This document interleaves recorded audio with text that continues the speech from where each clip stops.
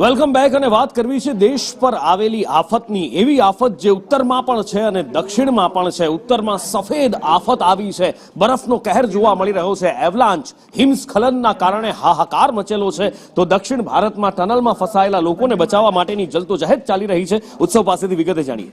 જીનુપુર ઉત્તરથી લઈને દક્ષિણ હાલ તમામ જગ્યાએ જે તકલીફ ઊભી થઈ રહી છે, બંને જગ્યાએ 8 શ્રમિકો જે છે તે ફસાયા છે। તેને બચાવવા માટે અનેક પ્રકારની ટુકડીઓ જે છે તે કાર્યરત છે અને હાલ આ શ્રમિકોને બચાવવાની કામગીરી ચાલી રહી છે। ઉત્તરમાં પણ 8 લોકો જે છે તે ફસાયા છે। તેની વિગત આપું તો ઉત્તરાખંડના માણામાં હિમસ્ખલન થયું હતું, તેમાં માણા જે વિસ્તાર છે ત્યાં ફસાયા હતા, જ્યારે તેલંગાણામાં શ્રીશૈલમ જે ટનલ છે તેમાં ફસાયા હતા। 8 છે, જો કે ટનલમાં 6 દિવસથી આ તમામ લોકો જે છે ફસાયેલા છે અને હાલ તેઓને બચાવવાની કામગીરી ચાલી રહી છે। ઉત્તરાખંડમાં અમુકને બચાવી લેવામાં આવ્યા છે, જ્યારે 1-2 લોકો જે છે તે ગંભીર રીતે હાલ ઈજાગ્રસ્ત છે, જેઓ હાલ હજી બચાવી શકાયા નથી।